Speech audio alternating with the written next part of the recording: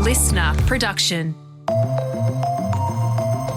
Hi, Natarsha Belling with you, and welcome to the afternoon edition of The Briefing. Coming up in our deep dive, we'll unpack Donald Trump's new tariffs that are set to spark a new international trade war and further threaten decades-long security alliances. We'll chat with Professor of Economics, Richard Holden, on what it means for Australia, our exports, and the fragile global economy. But first, let's check the afternoon headlines this Thursday, the 3rd of April. Prime Minister Anthony Albanese has hit back at Mr Trump's tariffs, saying they have no basis in logic, but has ruled out any retaliatory counter tariffs. Australia, along with the rest of the world, has been slapped with a baseline tariff of 10% on all foreign imports into the US, with some countries being hit much harder, including China, which it will be subject to tariffs of 34% on top of existing penalties. During his news conference earlier today, the US president called it Liberation Day, making special mention of Australia and our beef industry during his tariffs announcement. Australia bans, and they're wonderful people and wonderful everything, but they ban American beef, yet we imported $3 billion of Australian beef from them just last year alone. They won't take any of our beef. They don't want it because they don't want it to affect their farmers. And you know what? I don't blame them, but we're doing the same thing. Whilst our beef will not be banned in the US, it will be hit with the new tariff. Last year, meat products were our largest export into America, worth around $4 billion. Here is our Prime Minister, Mr Albanese. For Australia, these tariffs are not unexpected, but let me be clear, they are totally unwarranted. The administration's tariffs have no basis in logic, and they go against the basis of our two nations partnership. This is not the act of a friend.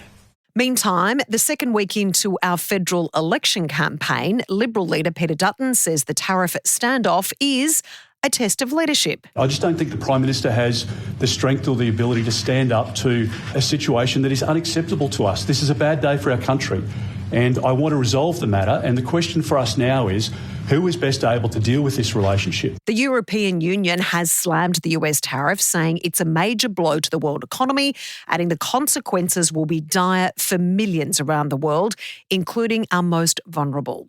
Meantime, China, which is our biggest trading partner, has vowed to retaliate against the tariffs after labelling the move typical unilateral bullying.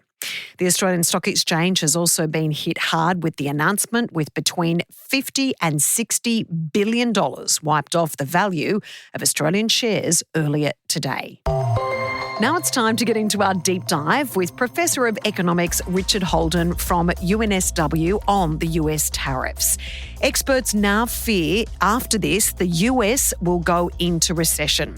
And with China threatening to retaliate after today's announcement, what does this concerning escalation mean for us, our future economic stability, and our long-term trade and also security alliances with some of the most powerful countries in the world? Richard, thank you so much for joining us. So much to unpack on this very historic day. Firstly, to our Prime Minister, Mr Albanese has reacted to Mr Trump's tariffs as, quote, unwarranted, and he has actually said it is not the act of a friend. Is this a concerning escalation? I think it's a pretty accurate characterisation. I suspect if the Prime Minister was just focusing on President Trump's reaction, he might have used different language, but he's got a domestic political constituency to be concerned with and an election in a month's time. So I thought it was sort of reasonably balanced given the circumstances. So how concerned should we be about these tariffs imposed on us at the moment?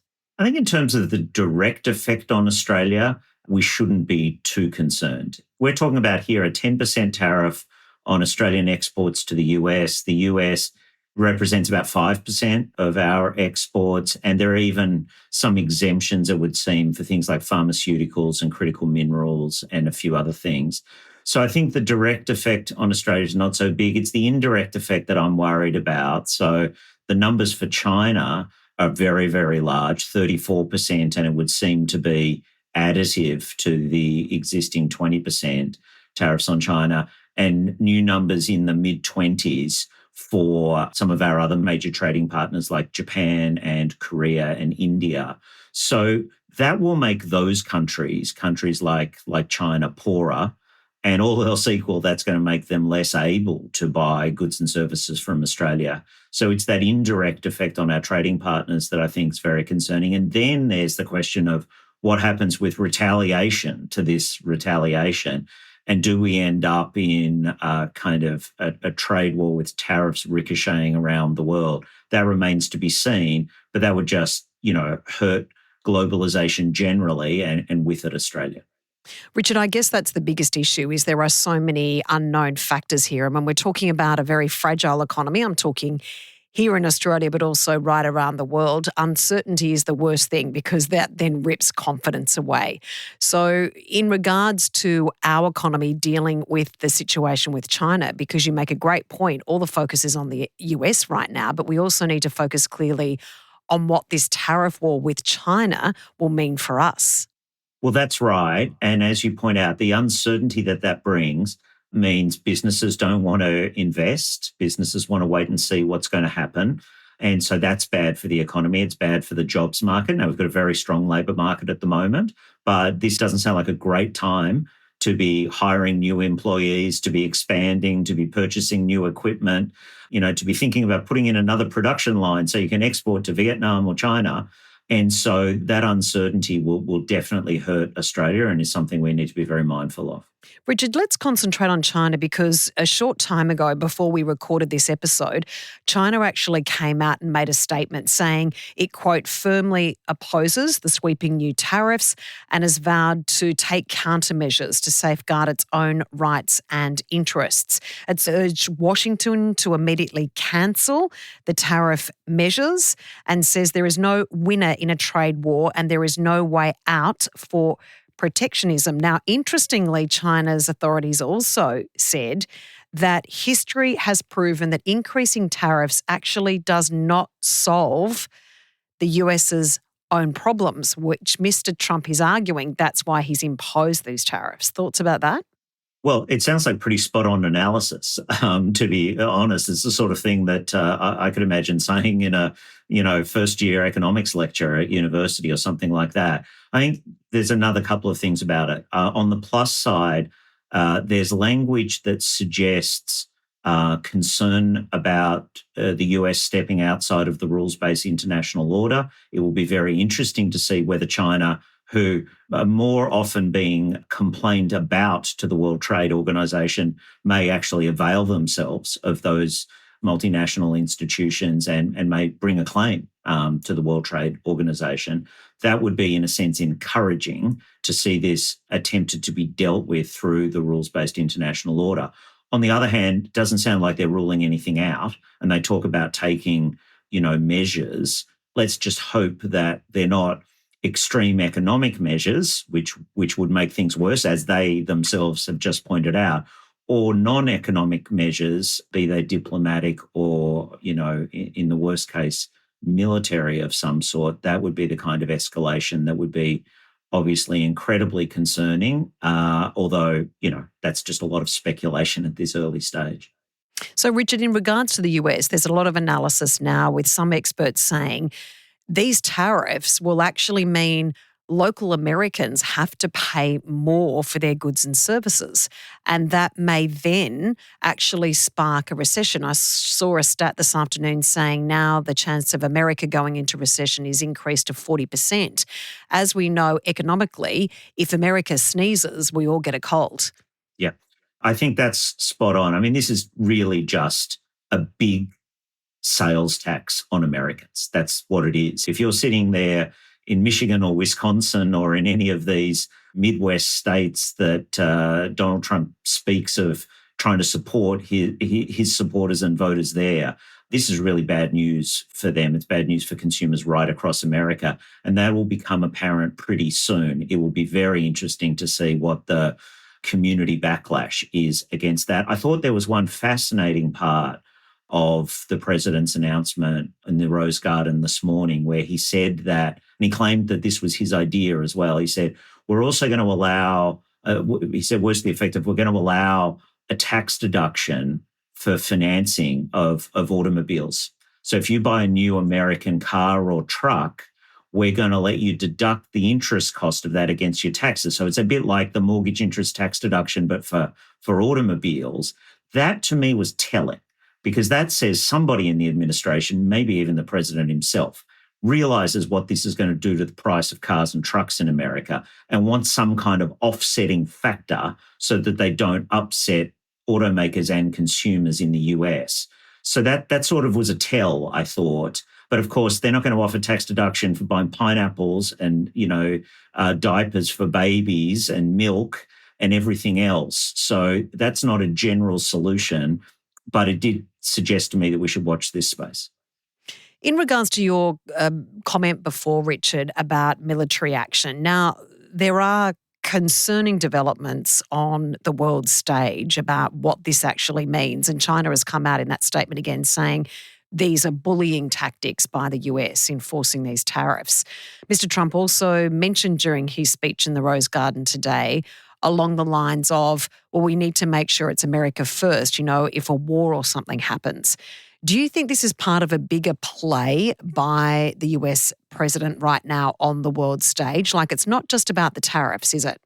Yeah, I think it's broader than just the tariffs. I think it is at least indicative of a worldview by President Trump that, maybe the nice way to say it is realpolitik. The less nice way to say it, and perhaps more accurate, is the use of power and bullying kind of come what may. Now, the president might refer that to being America first, but it also has this flavour of just an unrestrained use of power for narrow American interests. It's not clear that he's serving those interests, as we were just discussing with these tariffs, but it's part of a broader mindset that I think also will not serve America and certainly the world very well. So where does that leave us, Richard? I mean, I guess there's two questions here. Let's talk about, we know, the cost of goods and services in the US is going to skyrocket as a result of these tariffs. In regards to us here in Australia, there are concerns that our beef prices are going to go through the roof. There's also the situation with the awful floods in outback Queensland that's affected a lot of stock. Are we going to see beef prices and meat prices skyrocket here in Australia as well? I don't expect that to happen. I mean, maybe anything can happen. And certainly when there's loss of headcount due to floods and things like that, that's a supply shock. But setting that aside, I would have thought that if it's harder for our producers, and one has to feel for them, but if it's harder for our producers to sell into the US market, that would create more availability in the domestic market and tend to put downward pressure on prices, which would be good for Australian consumers, although bad for our farmers. So I'm not totally convinced we're going to see a big spike up in beef prices in Australia. I think what that does point to, though, is while it might not hurt the Australian economy, at least not directly in a big way in the short term, there are going to be certain elements within the Australian community who are going to be hurt by this. And then the question will be, what kind of assistance can they be given that's still consistent? We probably still want to play by WTO rules and without, getting on the radar screen of the United States any further about this stuff. So that'll be something for the government and whoever the government is in a month's time to navigate quite carefully. And Richard, secondly then, on how this plays for us, pretty stern words from the Prime Minister today, but you make a great point. We are in the middle of a federal election campaign where it is a test of leadership between Mr Albanese and Mr Dutton. In regards to him coming out and saying this is not an act of a friend, where does that place us, not just with our trade relations, but our alliance on all fronts? Well, I think that's the concerning thing in a way. I mean, the president said sort of nice things about Australia in his remarks this morning, and then he singled out beef producers but sort of said, I understand why they do it. Look, I think it depends a lot on what the reaction will be from the US. I suspect the reaction from Australia is probably not what's most on the administration officials' mind. I think they'll be more concerned about what China and the EU and Japan and some of the larger economies are reacting with. But as you point out, this is all tied up with our national security, even setting aside the AUKUS deal, which is hard to set aside because it's so consequential and so large. Our security prospects have always been tied pretty tightly to those of the United States. So we don't want to be doing anything to damage those. So again, it makes navigating this for whoever's in power both incredibly important and quite challenging, I think. Richard, we appreciate you joining us this afternoon. Always great to chat. That was Richard Holden, Professor of Economics at UNSW. And that's it for this episode of the afternoon edition of The Briefing. We'd love you to subscribe or follow us so you don't miss our episodes or our deep dive of the day. You can also follow us on our socials, on Instagram at The Briefing Podcast, or on TikTok and YouTube. You just need to search Listener Newsroom. That's spelled LISTNR. And we'll be back in your feed tomorrow morning at 6 a.m. I'm Natarsha Belling. Thanks for your company. See you tomorrow.